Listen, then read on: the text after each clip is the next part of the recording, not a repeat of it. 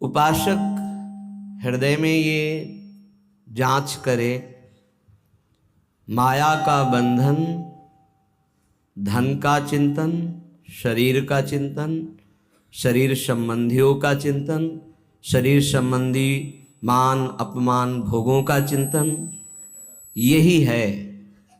कोई रस्सी नहीं है जिससे बंधा है, कोई भागवतिक ऐसा बंधन नहीं है कि वो गांठ लगी है उसे खोलना है। ये आप अपने भ्रम से बंध गया है। अपने शरीर को मैं मानकर, शरीर भोगों को सुख मानकर, शरीर संबंधियों को ममता आसक्ति प्रियतावश अपना मानकर अपने स्वरूप को भूल गया, अपने आराध्य देव को भूल गया, अपना लक्ष्य भूल गया। यही भ्रम, यही बंधन। अंदर से देखते रहना है। हमारा मन इस बात में राजी है कि हमें मनोनुकूल भोग मिलते रहें, हमारा जीवन इंद्रियों की विलासता में बीते तो यही सुख है, ऐसी मान्यता बैठ गई है। अध्यात्म इसी मान्यता से मुक्त करता है, क्योंकि इस मान्यता में चिंता, शोक, भय, कामना, वासना, स्पृहा, अशांति, जन्म, मृत्यु, ये सब इसी से प्राप्त हुए हैं। अज्ञानी जीव इसे नहीं समझता है। उसकी एक मान्यता होती है कि लोक में यदि सबसे बड़े हम धनी हो जाएं, पद मिल जाए, जो हम चाहें वो मिल जाए, मानो ये हमारे जीवन का परम लक्ष्य है, ऐसा भ्रम से बैठ जाता है। बड़े कृपा पात्र हैं जिनको ये बात समझ में आने लगी कि प्रभु का नाम जपना, प्रभु के लीला गुणों का श्रवण करना और जितने भी कर्म हैं वो प्रभु को समर्पित करना, जीने के लिए धर्मपूर्वक धन कमाना, लेकिन जीवन का लक्ष्य भगवत प्राप्ति करना, ये जिनकी समझ में आ गया वो धन्य हो गए। वो चिंता, शोक, भय, मृत्यु, इन पर विजय प्राप्त कर लिए। श्रीपाद प्रबोधानंद जी महाराज कह रहे हैं, न लोकम न धर्मम न गेहम न देहम न निंदाम न स्तुतिम नापि सौख्यम न दुखम विजानन किमप्युन्मदः प्रेम माध्या गृहग्रस्तवत्कर ही वृंदावने श्याम। हे भाई, देखो इतने बड़े महापुरुष संबोधन कर रहे, हे भाई अर्थात बहुत प्रियता से कह रहे हैं, बहुत अपनेपन से कह रहे हैं, अपने लोगों को समझाने के लिए कि हे भाई, ये जो लोक में तुम्हारी इच्छा है कि मेरा नाम हो जाए, मेरी यश कीर्ति हो जाए, मेरा सम्मान हो जाए, मैं सबसे बड़ा बन जाऊं, ये एक माया का भ्रमात्मक जाल है जिसमें फंसकर तुम नाना प्रकार की योनियों को प्राप्त होगे, मुक्त नहीं हो पाओगे। इसलिए इस लोक ऐषणा का त्याग कर दो।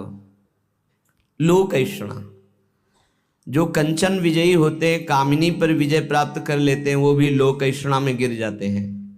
ये बड़ी भारी खाई है माया की, जिसे मान सम्मान कहते हैं, जिसे यश कीर्ति कहते हैं।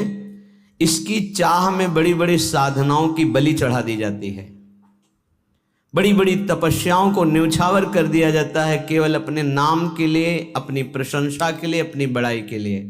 हाथ कुछ नहीं लगता। जो प्रशंसा मान सम्मान का भोक्ता बन गया, वो भगवान की प्राप्ति की योग्यता खो देता है। इसीलिए श्रीपाद कह रहे, न लोकम, लोक ऐषणा की तरफ अपनी वृत्ति जो जा रही है उसको हटाओ। ये सबके अंदर होती है। कुछ तो ऐसा करूं जिससे लोग हमें जाने। भगवान को तो जानना नहीं चाहते, तुम्हें क्या जान लेंगे? भगवान का तो सब नाम जप नहीं पा रहे, तुम्हारा नाम कौन लेगा? कितने बड़े बड़े चक्रवर्ती सम्राट हुए, बड़े बड़े महल, बड़े बलवान, कौन जानता है? बहुत बहुत इतिहास के पन्नों में लिखे पड़े हैं। ये होश में हम विवेक के द्वारा ऐसा साधन करें, ऐसे मार्ग में चलें कि भगवान को प्राप्त हो जाएं। ये जीवन का परम लाभ है। न लोकम, हमें लोक के मान सम्मान यश कीर्ति प्रतिष्ठा आदि की भी चाह नहीं करनी चाहिए। अगर भगवान को सम्मान देना ही है ना, यश कीर्ति देनी है ना, तो ऐसा प्रदान करेंगे कि आपकी भगवत प्राप्ति भी नहीं रुकेगी और बिस्तरे सब जग विमल कीरति साधु संगति ना टरे। खास बात रहेगी, आपके जीवन में भारी यश का विस्तार होगा पर साधु संगति मिलती रहेगी, इसलिए अभिमान नहीं हो पाएगा। वो मान सम्मान आपके तप का नाश नहीं कर पाएगा।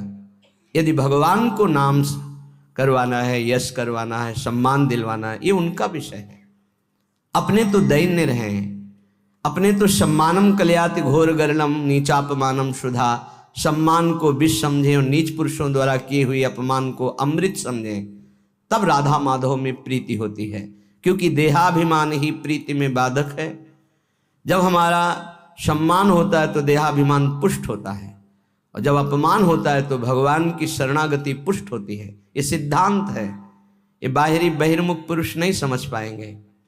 कोई हमारा अपमान करे तो हमें लाभ मिलेगा, छाती जलती है, उसको तो दंड देना चाहिए जो अपमान करे, यह अज्ञान है। ये परमार्थ का मार्ग नहीं है। आप जहां बैठे हैं जो सुन रहे हैं, ये शुद्ध अध्यात्म है, भगवत मार्ग है।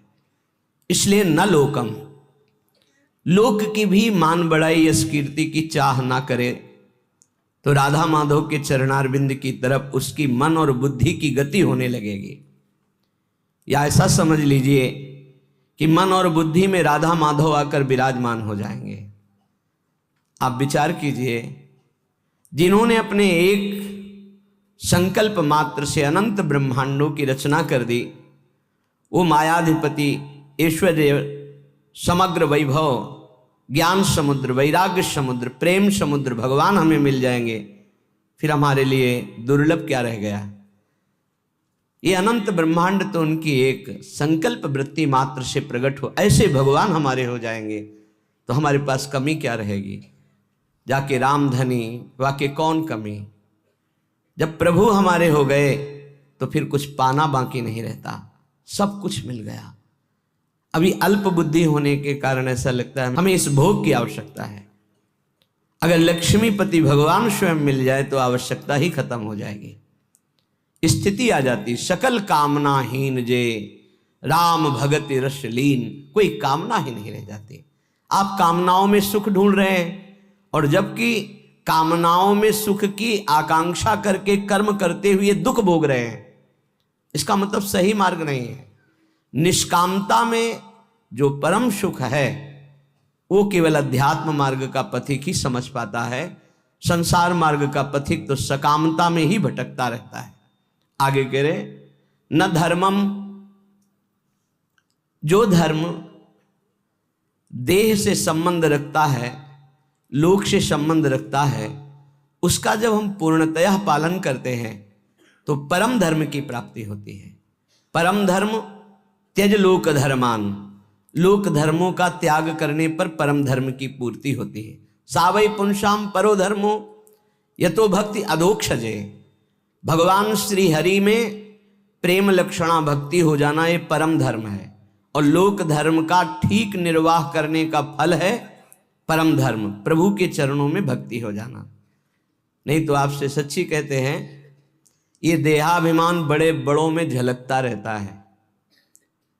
मैं अमुक, मैं अमुक, मैं अमुक, मैं अमुक, दूसरे की निंदा, अपने मुख से प्रशंसा, जो अध्यात्म के बिल्कुल विरुद्ध है, वो बना रहता है। बड़ा ज्ञान है शास्त्रों का, पर ये जब वाणी खुलेगी तो किसी न किसी की निंदा होते पाया गया है। वो तो अमुक जाति के थे, वो अमुक अमुक ऐसे ऐसे। अरे जो सत्य वस्तु है उसको क्यों नहीं जाना जा रहा। एक ही सच्चिदानंद भगवान अपने स्वरूप का विस्तार किए हुए हैं, वही है, दूसरा कोई नहीं है। मत्ता परतरम नान्यत किंचिदस्ति धनंजय, गीता जी कह रहे हैं, भगवान श्री कृष्णचंद्र जी के वचन हैं, मेरे सिवा हे अर्जुन किंचन मात्र कोई वस्तु नहीं। फिर किसकी निंदा की जा रही है। लोक धर्म की महत्ता है परम धर्म की प्राप्ति में। यदि लोक धर्म का पालन कर रहे हैं, परम धर्म की प्राप्ति नहीं हुई तो सो सब धर्म करम जरि जाऊ, जहां न राम पद पंकज भाऊ। वो सब धर्म कर्म में आग लग जाए जिससे भगवान के चरणों में प्रीति ना उत्पन्न हो पावे। क्या उस धर्म कर्म का जो प्रेम न प्रकाशित कर दिया, जिससे प्रेम प्रकाशित हो वही धर्म है। इसलिए कह रहे कि इस लोक धर्म में ज्यादा अर्झो मत। क्या लोक धर्म है? मैं अमुक जाति का हूं, मैं किसी का पति हूं, किसी का पुत्र हूं, किसी का पिता हूं, किसी का अमुक अमुक अमुक, ठीक है। इन धर्म का पालन करो भगवत भाव से और भागवत धर्म में स्थित हो जाओ, यही इसकी मानता है। अगर केवल इतना ही करते रहे, प्रभु के चरणों में प्रीति नहीं, तो विश्वास कीजिए आपके हाथ में जो सत्य वस्तु प्राप्त करने के लिए मानव देह लगी थी, कुछ नहीं लगेगा। ये बहुत बार पति पुत्र परिवार ये सब खेल लाखों करोड़ों बार हो चुके हैं। हाथ आज क्या लगा है आपके? फिर वही नई सृष्टि, नया पढ़ाई, नई नौकरी, नई बैंक बैलेंस, फिर मरो फिर नया वही। कब तक चलता रहेगा? इसलिए न धर्मम, हम ऐसे धर्म को बराबर जीवन में पालन करें जिससे परम धर्म प्रकट हो। वो धर्म किस काम का जो परम धर्म से वंचित कर दे। इसलिए पति में भगवत भावना, पत्नी में भगवत भावना, पुत्र में भगवत भावना, माता पिता में भगवत भावना, अब ये आपको भागवत धर्म में स्थित कर देगा। मोह से तो सब कोई अपने परिवार में आसक्त है, भगवत भाव से तब बात बनती है। श्रीपाद कह रहे न गे हम, घर में विशेष आसक्ति मत करो। घर में श्री ठाकुर जी विराजमान कर लो, घर को ठाकुर जी का महल समझो, आप अपने को सेवक समझो, परिवार वालों को ठाकुर जी के जन समझो। नाथ सकल संपदा तुम्हारी, मैं सेवक समेत सुत नारी। तुम्हारा घर ही तीर्थ हो गया, तुम्हारा घर ही भगवान का मंदिर बन गया। जो रसोई में बने सबसे पहले ठाकुर जी को अर्पित करो। देखो तुम्हारा जीवन कितना उन्नति में, कितना शांत, कितना सुखद जीवन हो जाएगा। पापाचरण ही अशांति दुख क्लेश देते हैं, धर्माचरण ही सुख शांति देता है। कभी कभी भ्रम हो जाता है, धर्माचरण करने वाले में बड़ी दुख विपत्ति देखी जाती है और पापाचरण करने वाले में बड़ी उन्नति देखी जाती है। तो इसका आंतरिक रहस्य है कि अभी ये धर्माचरण कर रहा है, पीछे उसने जो पापाचरण किए हैं उनका फल लागू हो चुका है उसके ऊपर, इसलिए धर्माचरण करते हुए वो दुख भोग रहा है। और जहां दुख पापाचरण द्वारा प्रदत्त खत्म हुआ और इसके धर्म का प्रभाव आएगा, ये चमक उठेगा, इसका जीवन आनंदमय हो जाएगा। और जो पापाचरण करके उन्नति को दिखाई दे रहा है, उसका पुण्य फल लागू हो चुका है। जहां पुण्य नष्ट हुआ और वर्तमान का पाप और भूत का पाप दोनों जुड़ेंगे तो ये नष्ट हो जाएगा। इस रहस्य को समझें। इसको ऐसा ना माने कि पापात्माजन बड़ी उन्नति को प्राप्त होते हैं, पुण्यात्माजन दुख को भोगते हैं, ऐसा सिद्धांत नहीं है। उसके रहस्य को ना जानने के कारण अज्ञानी जन ऐसा कहते हैं। श्रीपाद कह रहे गृह में भी आसक्ति मत हो। क्यों? घर में आसक्ति अगर कर लोगे, ऐसी आसक्ति सुनी जाती, अरे हमने इतनी मेहनत करके घर बनाया, अब तो एक एक दीवार की ईंट में हमारी आसक्ति है, तो छिपकली बनकर उसी में आओगे, उसी घर में रहेंगे। अरे भाई, जब ये घर अपना नहीं है, पांच भौतिक, ये छूट जाता है, इसको आग लगा दी जाती है, तो और कौन सा घर अपने साथ चलेगा? इसलिए जैसे हम रह रहे हैं, घर ठाकुर जी का है, सेवक हैं, अपना समय व्यतीत कर रहे हैं, भगवत प्राप्ति के लिए मानव देह मिला है तो धर्म पूर्वक आचरण करते हैं, नाम जप करते हैं, धर्म पूर्वक धन कमाते हैं, परिवार रूपी भगवान की सेवा करते हैं। घर में भगवान विराजमान, मकान भगवान का। जैसे भक्तजन अपने मकान का नाम प्रिया कुंज, श्यामा कुंज, ये प्रियाजू का कुंज है, ये श्यामाजू का है, हम तो सेवक हैं। तो घर की अहम वृत्ति, मम वृत्ति का नाश हो गया। एक एक बात को समझ जाओगे तो भगवत प्राप्ति बहुत सरल हो जाएगी। न लोकम, न धर्मम, न गेहम और न देहम। ये शरीर जिसको हम इतना प्यार करते हैं कि मैं मानते हैं, ये केवल क्लेश ही क्लेश दे रहा है। यदि भजन ना हुआ तो इसका कोई महत्व नहीं। कहाँ गई हमारी वो बाल्यावस्था, कहाँ गई हमारी यौवन अवस्था? नाना प्रकार से इसको दुलार किया, इसको प्यार किया, इसको मैं माना, और ये दुख ही दुख दे रहा है, प्रतिक्षण क्षीण हो रहा है। ये नष्ट हो जाएगा। आज दिखाई दे रहा है चलता फिरता बोलता, कल इसका अस्तित्व ही नहीं रहेगा, मिट्टी में मिल जाएगा। इसलिए इस देह का अभिमान मत करो। ये देह तुम्हारा अविनाशी नहीं है, कुछ समय का है। बहुत होश में, बहुत होश में। इससे पाप मत करो, किसी को दुख मत दो, मनमानी आचरण मत करो, शरीर पोषण के लिए अन्य जीवों की हत्या करके मांस मत खाओ, प्रमाद स्थिति पागलपन बढ़ाने के लिए शराब मत पियो। ये वो बुद्धि भ्रष्ट कर देती है जो नरक ले जाती है। पराई माता बहनों की तरफ गंदी दृष्टि, पापात्मा का भाव मत करो। ये मनुष्य देह केवल पवित्र आचरण करके, धर्माचरण करके भगवत प्राप्ति के लिए मिला है सबको। इसमें ऐसा नहीं कि अमुक प्राप्ति नहीं कर सकता, नहीं। कोई भी हो, पुरुष हो, स्त्री हो, बालक हो, बूढ़ा हो, कोई भी वर्ण का हो, कहीं का भी हो, कैसा भी हो, सबको चांस है भगवत प्राप्ति का। मानव देह मात्र को अधिकार है भगवत प्राप्ति करने का, क्योंकि अन्य योनियों में विवेक नहीं होता, इसलिए वो उपदेश धारण नहीं कर सकते, वो भजन साधन नहीं कर सकते। हाँ, भगवत कृपा से यदि संयोग बन जाए तो अन्य योनियों में भी कल्याण हो जाता है। जैसे कोई बहुत बड़े भागवत के घर का कुत्ता ही सही, वो दरवाजे पे बैठा, खूब नाम कीर्तन हो रहा है, ठाकुर जी का भोग लगा, आरती हुई, उसको भी प्रसाद मिल रहा है, वो नाम कीर्तन सुन, उसका कल्याण हो जाएगा। भगत के घर के पशु पक्षियों का भी कल्याण हो जाता है। ऐसा कहीं बिरला ही संयोग बैठता है, नहीं तो मानव देह में ही भगवत प्राप्ति होती है। तो कह रहे हैं ये देह भगवत प्राप्ति के लिए इसका अभिमान करके गलत आचरणों में समय बर्बाद मत करो।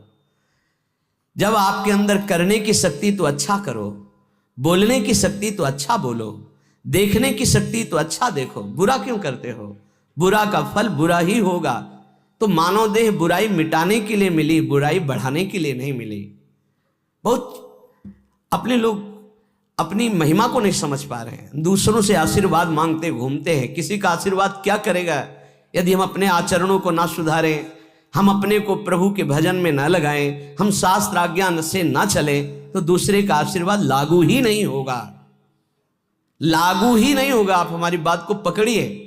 और यदि आप धर्म से चल रहे हैं, नाम जप कर रहे हैं, पवित्र जीवन है, तो किसी से आशीर्वाद मत मांगो, सबका आशीर्वाद मिल जाएगा। विश्वास कीजिए।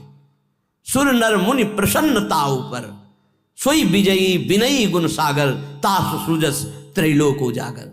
जितने सुर नर मुनि सब उस पर कृपा करेंगे जो धर्म से चलता है, जो भगवान नाम जप करता है। अगर धर्माचरण का त्याग कर दिया जाए, अपवित्र पापाचरण किया जाए, तो कोई नहीं बचा सकता। रावण ने किसकी आराधना नहीं की? विचार करके देखिए। बड़ा विद्वान था, भगवान शंकर की खूब आराधना की, बड़े उच्च कोटि की आराधना की, लेकिन आचरण सही नहीं थे। तो क्या क्या नहीं मिला उसको भगवान शंकर की कृपा से? लेकिन सर्वस्व नाश हो गया, रहा न को कुल रोव निहारा। आचरणहीन हो गया, धर्म भ्रष्ट हो गया, मनमानी आचरण। इसीलिए श्रीपाद कह रहे हैं कि आप अपने शरीर का अभिमान करके आचरण भ्रष्ट मत हो जाइए, आचरणों को सुधारिए। तुम्हारा शरीर अविनाशी नहीं है, एक सीमित समय के लिए आया हुआ है, ये दिमाग में बैठा लीजिए। इसको जाना है, इसको छोड़ना है, शरीर को नष्ट होना है, आज नहीं तो कल।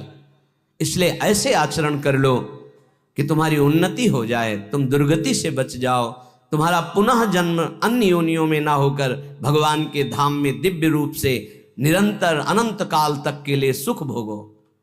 श्रीपाद कह रहे न निंदाम, किसी की निंदा मत करो, क्योंकि दूसरे की निंदा करने से उसके पाप अपने ऊपर आ जाते हैं।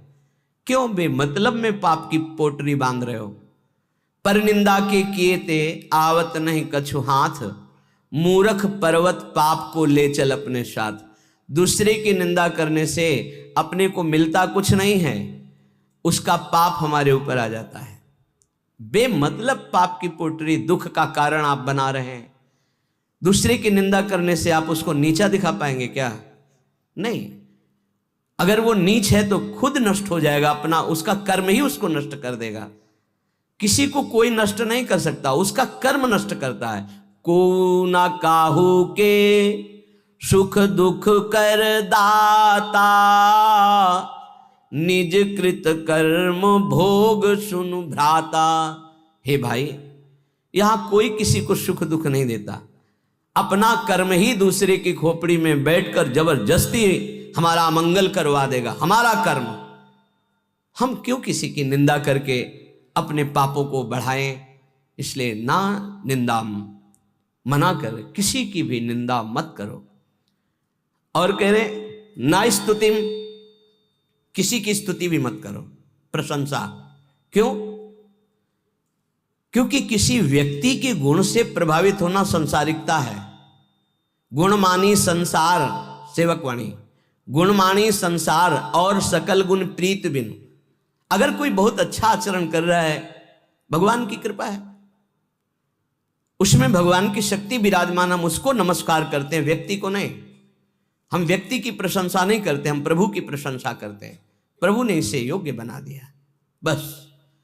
अगर किसी व्यक्ति से हम प्रभावित होते हैं तो प्रभु से प्रभावित होने वाला महत्व अंदर जो बैठना चाहिए कि सर्वलोक महेश्वर भगवान हमारे स्वामी हैं, यह हट जाएगा। हमें भगवत भाव की प्रशंसा करनी, ना कि किसी व्यक्ति के पद की, गुण की नहीं। सर्वलोक महेश्वर भगवान कृपा किए हैं, उसको ये सामर्थ्य दिए हैं, जितने अंश में सामर्थ्य दिए हैं उतना वो प्रभावशाली है। पर हम व्यक्ति की नहीं, हम भगवान की तरफ देखते हैं। भक्त का लक्षण होता है वो भगवान की तरफ देखता है, व्यक्ति की तरफ नहीं। तो हमारी कोई बहुत बड़ाई कर दे, भलाई कर दे, कोई वस्तु दे दे, कोई मनोनुकूल कार्य कर दे, तो हम श्री भगवान की तरफ देखते हैं, प्रियाजू की तरफ देखते हैं, उस व्यक्ति की तरफ नहीं देखते कि धन्यवाद आपने, ये संसारिकता है, आपने बहुत बड़ा काम कर दिया, धन्यवाद। नहीं, जय हो प्रियाजू की, इसको निमित्त बनाकर प्रियाजू ने कार्य करा। हमारी आसक्ति प्रियाजू में, किसी व्यक्ति में नहीं। जीवन में यह सिद्धांत समझ लीजिए, यदि व्यक्ति से आसक्त होंगे तो इष्ट का भरोसा छूट जाएगा, फायदा क्या हुआ?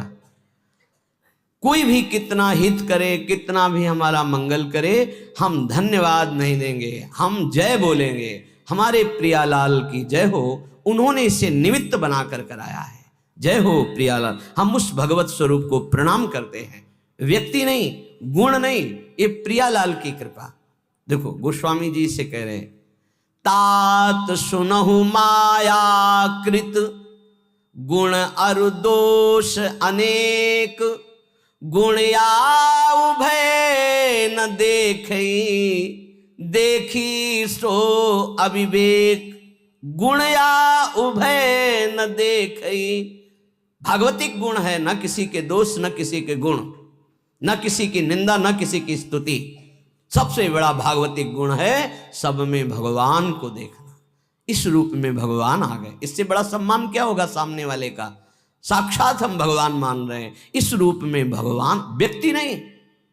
व्यक्ति रूप में हम स्तुति नहीं करेंगे, भगवत भाव से मेरे प्रभु इसे निमित्त बनाकर आए, या मेरे प्रभु इस रूप में आए।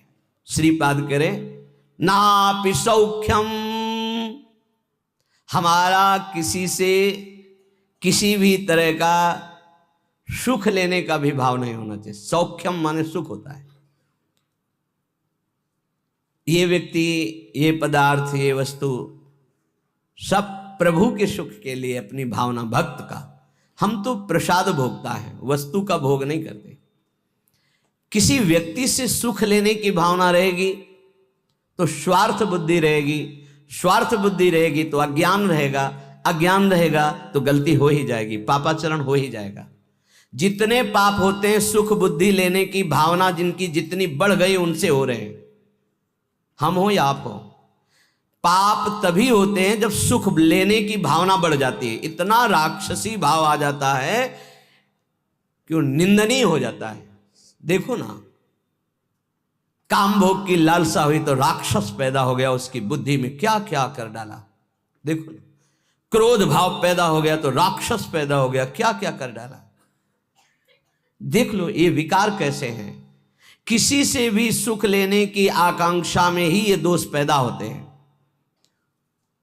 उपासक वही है जो सुख देवे को चाहो।